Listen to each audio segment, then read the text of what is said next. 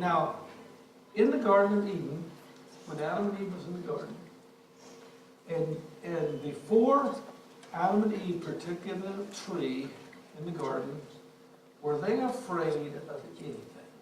No. Were they afraid of anything? They were not afraid of the bears. They were not afraid of the giraffes. They were not afraid of the snakes. They were not afraid of anything. They had no fear whatsoever.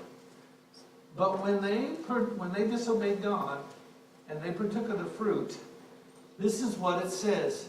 I heard your voice in the garden, and I was afraid because I was naked, and I hid myself.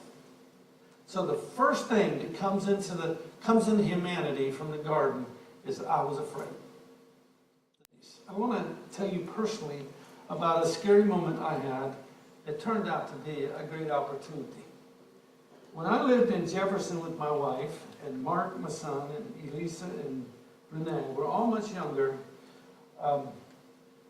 my wife decided to start a Christian school. And I knew that my academic level in life, I could not help her. I could not. So I was busy nailing together boards and planting trees and working from dawn 30 to dark 30. And my wife was busy teaching and working in our church with a school.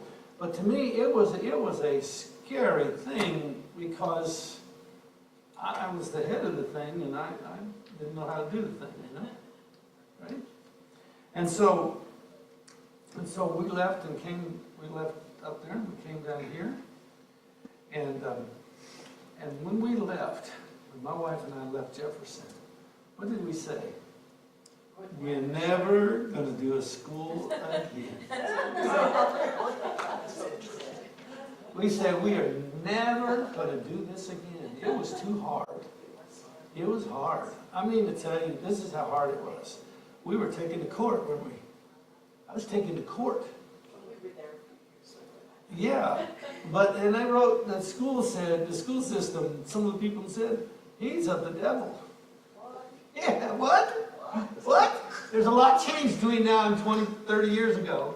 And what happened with Christian education, what have you. There's some people had to stand up and be counted.